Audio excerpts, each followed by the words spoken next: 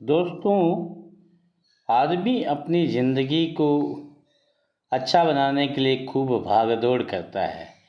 भाग दौड़ करने के बावजूद भी कुछ हासिल नहीं होता या उसकी इच्छा के अनुरूप हासिल नहीं होता है, तो उसी चीज़ को सुचारू रूप से प्राप्त करने के लिए, रुपया प्राप्त करने के लिए कुछ टोटके हैं, कुछ पौधे हैं जिनके टोटके करने से हमारा किए हुए मेहनत का फल हमें आसानी से मिल जाता है। उसी में एक पौधा है जिसको हम सहदेवी के नाम से जानते हैं।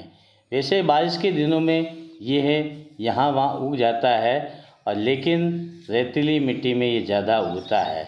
ये लगभग 1 से 1.5 फीट के ऊपर होता है।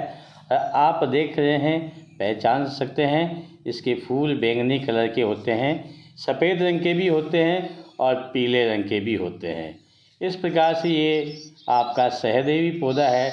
ये गुणों की खान है, इसलिए इसको देवी का स्थान दिया गया है। अब हम इसकी बात करते हैं आयुर्वेद के बारे में और तांत्रिक प्रयोग दोनों ही के बारे में हम बात करेंगे। अगर किसी व्यक्ति को अतिसार है, अतिसार रोग से ग्रस्त है, तो सहदेव की जड़ के टुकड़े 7 टुकड़े लेने हैं और उसको एक लाल धागे के सहारे कमर में अगर बांध लेते हैं तो अतिसार रोग जो होता है वो एकदम से ठीक हो जाता है।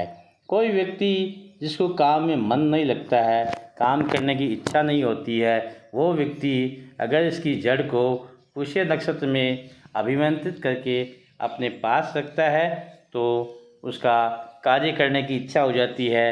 वह व्यक्ति काम में आगे बढ़ जाता है और संपन्न होने लगता है।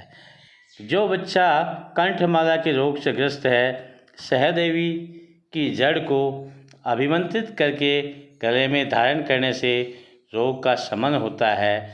इसके अलावा साथियों, अब हम इसकी बात करते हैं इसके टोटकों की, जो कब करने चाहिए, कैसे करने चाहिए, उसी के बारे में।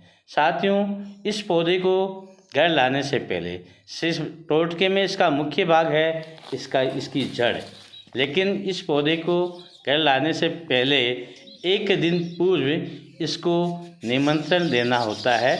आप जब भी लेने जाएं उसके 1 दिन पहले इसके पौधे के पास जाके निमंत्रण दीजिए, हे सेवी देवी माता, आप हमारे घर कल पधारना। लेकिन यह आप अमावस्या या रवि पुष्य नक्षत्र के दिन ही ऐसा करें, यानी अमावस्या 14 के दिन आप निमंत्रण दे सकते हैं। रवि पुष्य नक्षत्र जब होता है, अबूझ मुहूर्त होता है, उस दिन आपको लेकर आ जाना है। ठीक है दोस्तों। उसके बाद आप इसको घर पे लाके गंगा जल से अभिमंत्रित कर शुद्ध करके इसको सुखाकर आप लाल कपड़े में बांधकर आपकी तिजोरी में अगर रख देते हैं तो आपकी तिजोरी में धीरे धीरे धन की वृद्धि होने लगेगी। इसके अलावा अगर आपके घर का वास्तु बिगड़ा हुआ है, किसी की पूछने पर अगर आपको वास्तु के बारे में बताते हैं तो आप इसकी जड़ को लेकर एक लाल कपड़े में बांधकर घर की पूर्व या उत्तर दिशा में इसको लटका देते हैं तो आपका जो वास्तु बिगड़ा हुआ है वो एकदम से ठीक हो जाता है। इसके अलावा साथियों, अगर आपको इसको अन्नगार में, यानी भंडार जहाँ पर अन्न पड़ा रहता है वहाँ पर रखते हैं लाल कपड़े में बांधकर, तो आपका अन्न की कमी, आपके घर में अन्न की कमी कभी नहीं आएगी। रसोई में भी रखते हैं तो भी कभी अन्न की कमी नहीं आएगी।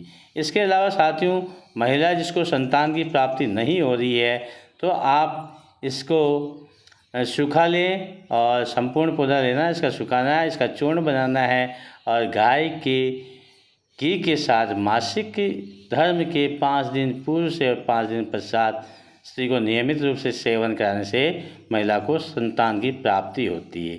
इसके अलावा अगर आप कहीं जा रहे हैं तो इसकी जड़ का अगर आप तिलक लगा के जाते हैं तो आपके दुश्मन आपके सामने आत्मसमर्पण कर लेते हैं और आपके मित्र बन जाते हैं। इसके अलावा कोई स्त्री प्रसव वेदना से व्याकुल है और बहुत दर्द है, असहनीय पीड़ा होती है, तो उस समय सहदेवी की जड़ को लाल धागे के सहारे उसकी कमर में बांधने से स्त्री शीघ्र ही पीड़ा से मुक्त हो जाती है और जल्दी ही संतान उत्पत्ति हो जाती है, दर्द का निवारण होता है।